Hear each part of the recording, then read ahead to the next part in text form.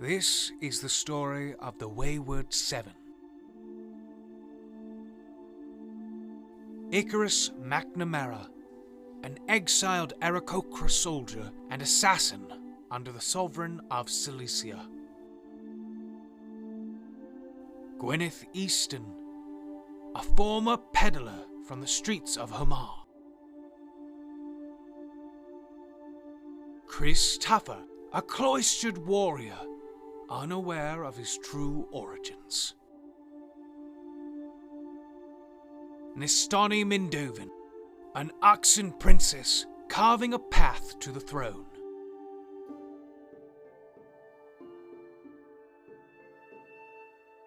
And Herb, a being born from death, eluding fate's promise at every turn.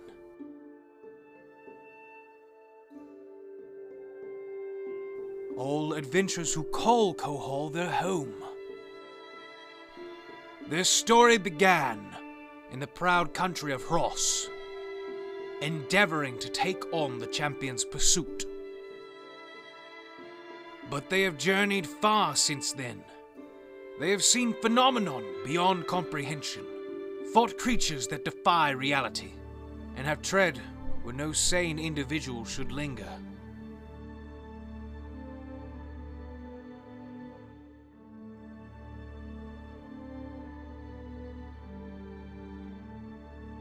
They have made great strides since their humble meetings.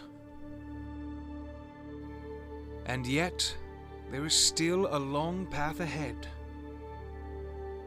Let us recant their story so far, as they walk in the path of the fallen sun.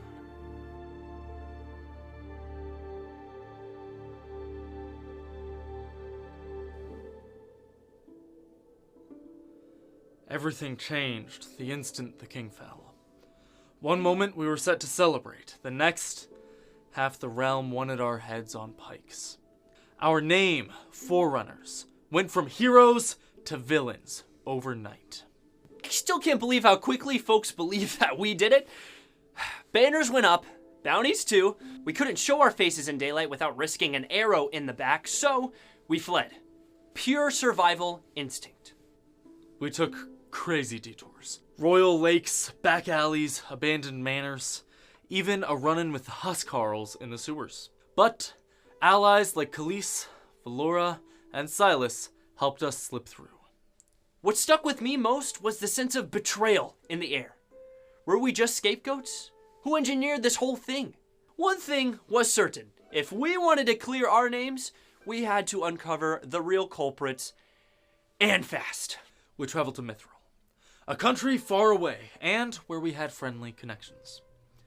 It's there we were finally able to catch our breaths and recuperate. But eventually, the time came for us to set our sights on finding the real killer of King Egil. After making a few investments, we contacted Keysfear, a criminal who shared interest and seemed somewhat connected to the Frail Moon. We decided to join up with them to go investigate the supposed ruins of the Caer-Farar, under the town of Mordredest. So, with Silas in tow, we traveled off to enemy territory, back to my homeland of Cilicia, under a new banner, the Wayward Seven. We traveled with Keysfear for a time, and their weird band of misfits. It was then we were introduced to Isota, the Druidess, the boy Airmail, and Willem Wildwonder. But things got more intense when we arrived in Mordredest. Icarus was acting weird, and more importantly, we discovered an underground temple beneath the city. It was there that I was somewhat inducted into the Caer-Farar. I was then given a foreboding vision as well as a new title in their ranks. But matters turned quickly grim as that night another frail moon appeared. We put an end to the undead that the moon brought to life, and saved the town. Callista Erlin, the second highest ranking military officer, gave us her thanks and rewards for helping with defending the town. But not everyone was saved. Myself and Nistani were killed in battle. However, for better or worse, I had made a pact of servitude with the devil that lived in the blade known as Raininder. The blade won't let me move on from the mortal plane until I fulfill my end of the contract and break the devil free of the sword. So, the devil brought me back. But his grace has limits. I had no such bargains, and with no powerful clerics around, my life was in someone else's hands. Our traveling companion Silas broke a deal with his former boss, a powerful demon known as Araya. She gave him a simple deal, his life for mine, and he was gone in the morning.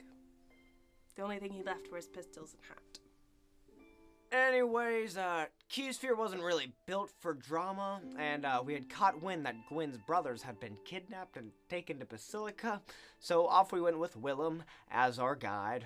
Basilica was pretty neat. It had a big statue and some gnomes and stuff, and that's where we met/made Badissa. She's kind of like Nastani's sister, but not. Also, I got a college education, and I became a detective. Anyways, with Willem's help, we found out that Gwyn's brothers might have been auctioned off to vampires for dinner at a masquerade ball. Enter Gotho Roundwell. Enough of that. The masquerade was a concoction of wonder, magic, and overwhelming fear. It was there that I saw Silas as himself for the last time, and we shared one final dance before Araya sold his soul to the highest paying bidder. His last gift to me was a card that would be very useful later on. It was at this masquerade that I found Damon, the monster who had kidnapped my brothers on the day of King Egel's death. I finally cornered him, and it was then that he revealed himself to be a devil in disguise. He told me that he was going to release my brothers, but on the condition that I let him go. So, I did the only thing I could. I walked away, and we left the masquerade. As we went to sleep that night, myself, Icarus, and Nastani awoke to the interior of a bloodied palace. We had been taken in the night, sequestered to the Sovereign's palace. It was there that we were framed for an attempt on Callisti Erlin's life. A perfect trap for the Sovereign and world to see.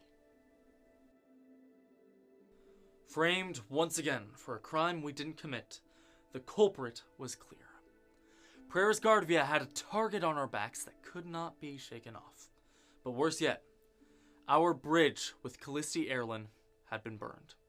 We were imprisoned and interrogated in the dungeons under the palace. There, we were certain to face a rigged trial and execution.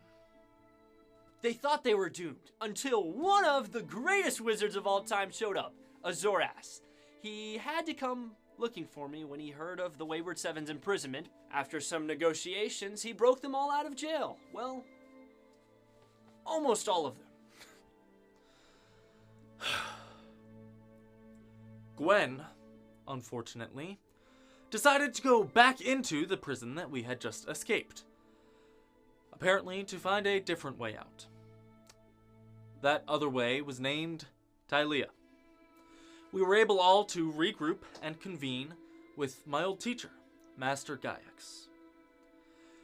Now that we had escaped, we were able now to set our sights on finding our missing allies. Which was me, Herb, and Badissa. They recalled some advice from the last time they saw Silas, who gave them a card with an address. It led them to a soothsayer, and based on her prophecy, they called upon some help from Natsuki and Vuvu. With their help, we discovered a subterranean city beneath Basilica. The buried city was full of undead and necrotic wisps. So we moved quickly, finding the mechanism that was described by the soothsayer and Silas.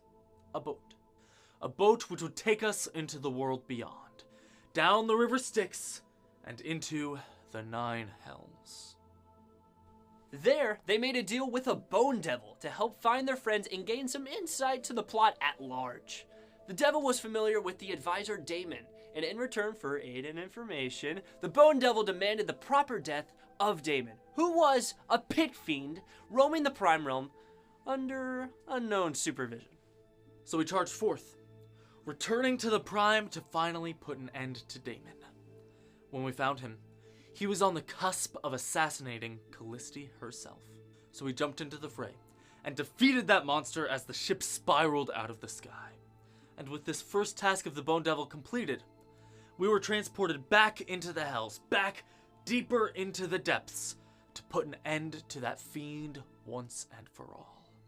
Back in the third layer, the party trudged through the marsh of the Severed Citadel, a broken tower hanging on the edge of an abyss.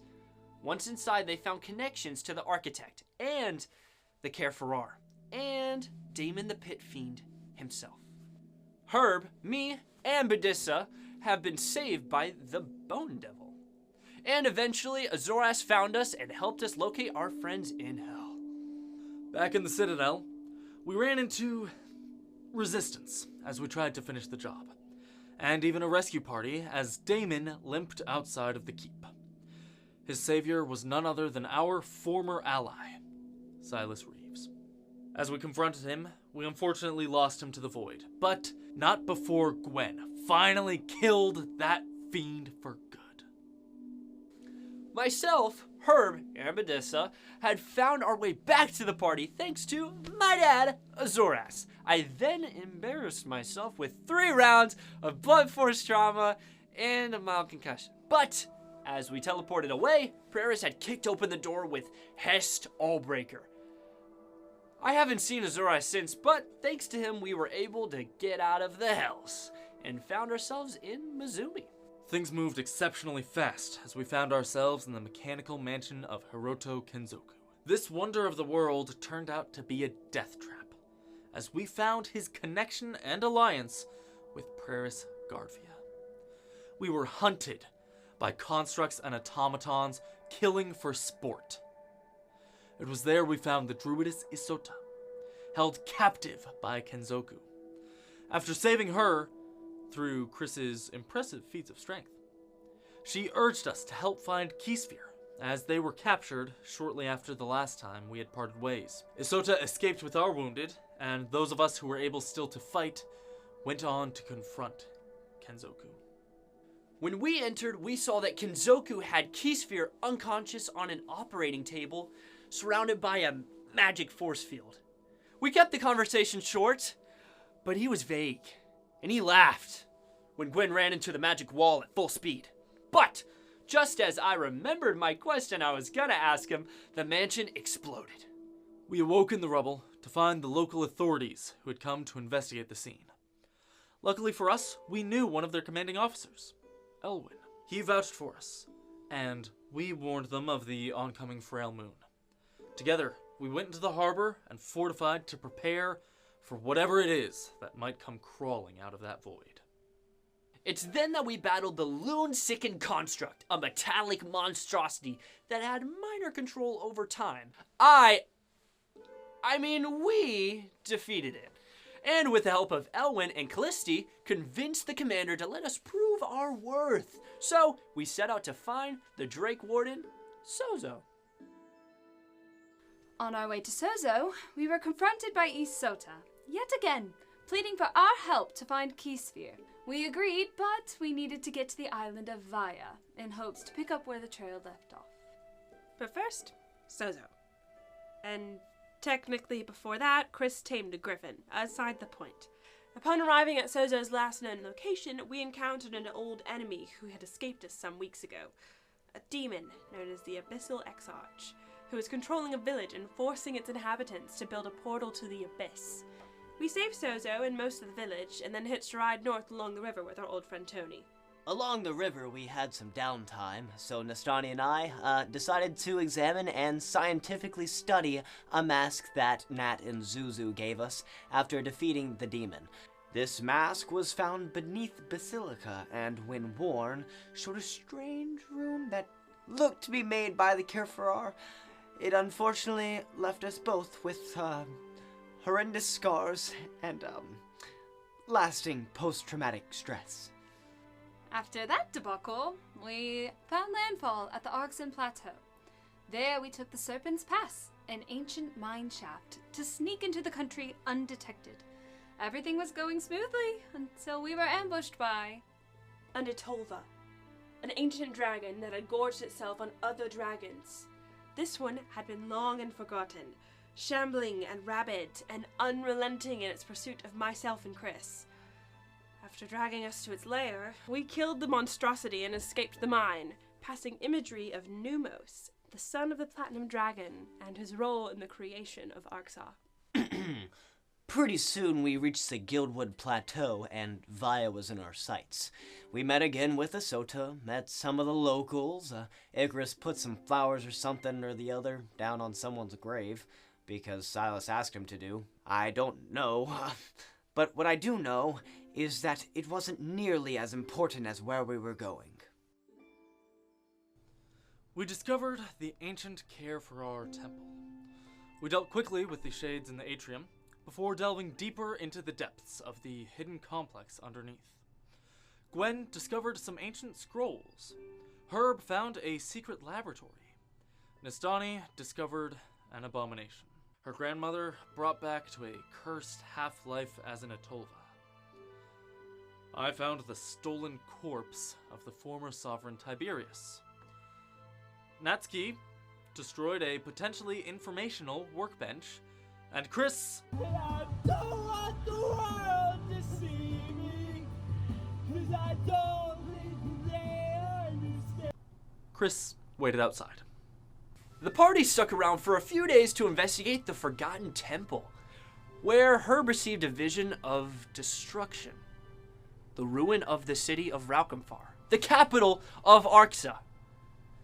They had a few family dinners and eventually decided to return to Mithril to grow favor and potential allies. We spoke to Councilwoman Jahari, and also agreed to complete a task for Marion Marrowvale, the shipwright for Mithril's Sapphire Fleet, the navy which is commanded by Admiral Lydia. Before leaving the city, we shopped around and visited a library to do some research on Praeris, the Rightful Divine, and Moonshadow! and historical accounts of the War of Ascension, Moonshadow! written by one of the only living practitioners of chronoturgy, Moonshadow! who also happens to have written Moonshadow. So, we headed out to the Forbidden Waste, to the Forgotten City of Leimani, a ruin cursed with wild magic and monstrosities beyond comparison. I totally scared off a mean-mugging dog-monkey thing. It's there that we met Ginrick, the Beholder, and we accidentally reincarnated Xanath, the former head of Present, with the Caerferar, and now only a present head. We looted Xanath's vault, where, among other things, Herb stole and earned a silver sword, while we found a broken artifact, the Sword of Numos, which was given to Khalees. Once we finished looting the bank, we then got to the real reason why we were there, finding a forgotten weapon in the center of the city. At this point, too, we realized that we were almost out of time before the city of Raukamfar was going to be destroyed. Right before we escaped the Forbidden Waste with the ancient device that we were contracted to retrieve, a Gith on a red dragon popped out of middle of nowhere from a portal and claimed that Xanath and I were traitors to some lady named Vlaakith. Anyways, we killed the Gith, and the dragon escaped to run home to his mommy. We also found this thing called a resonance switch that Xanath made whenever he had legs. Basically, it allowed us to teleport back and forth between each fragment of the crystal, though it was super duper unstable. I reached out to Murtaz as a warning before you teleported to Raukamfar, with only minor wild magic issues. Once there, my father Galad pardoned us from exile temporarily under the guise of community service by having us assist in protecting the city and battling against whatever awaited us. Aside from being totally freaked out that this stranger who stole my stuff is actually a princess. Gwen's memory of me was taken by some weird mind goblin something right before we left the Forbidden Wastes. We helped evacuate the city and strategized with Deviri on what tactics to utilize against the oncoming storm. Khalees and Badissa stayed in the front lines to help the citizens evacuate, and we decided to try and strike first. by boarding their flagship and taking down Praeris once and for all. The airship that parted the fog was colossal, bearing a figurehead of a 5-headed dragon. It was a chimera of engineering, infernal iron, Kinzoku's tech, and clear sigils and designs of the Kerfarar. The plan was simple. Board the ship, take the helm. But upon arrival, we were met with Praeris. She separated us, leading Gwen, Herb, and myself to fight her and an out-of-control Keysphere, and Icarus and Chris to fight Nico, Icarus's brother. Icarus and his brother were fighting. I felt awkward, but with the power of friendship, we managed to pull off the win. And by friendship, I mean Icarus shooting his brother in the back without mercy and sending him to the hells. We did our best to stop its march, but unfortunately, we had to resort to Plan B. Bomb! B for bomb! Bomb! Bomb! Bomb! B for bomb! Bomb! I was referring to the plan of using our gate scroll to summon Genrick Beholder, but yes, that too. When I tried to summon him, I realized a critical mistake. You can only summon someone who is on another plane. So, I summoned the only person who came to mind. Kinhad Myandros, known chronoturgist and author of Moonshadow. Moonshadow! We were so close, but at the last moment, a golden man appeared and stole the mass fragment Natsuki and Zuzu gave us. Herb and Chris tried to stop him, but the magic amplification circle made him nearly invincible. Ken had assisted in ways only he could, using his chronoturgy magic to stop time. The masked man summoned my father, King Galad. I rushed and gave him my Kerfarar amulet in an attempt to turn the tides of the battle, and right before my eyes, I watched as the golden figure waved a hand, and my father vanished with only a flurry of crystal fragments left behind. They seemingly accomplished their goal, so with Keysphere and Nico dead, my father gone, and the ship starting to kilter, the masked man and Praeris just left. That's when the dragon showed up. It was the Gith Swordstalkers. They had tracked us down from the Forbidden Waste and started attacking the ship. There were maybe 10 of them, I don't really remember, so we did the intelligent thing, and instead of blowing up the ship, we used it to escape to another realm. I, expertly navigated us to, one realm after another, through Limbo and the 9 Hells, We panicked press buttons. until eventually the ship broke from underneath us, and, we had to escape. Without getting to say goodbye to Deviri. And that's the last thing I remember. My last thoughts were of home. Too bad my bomb didn't work.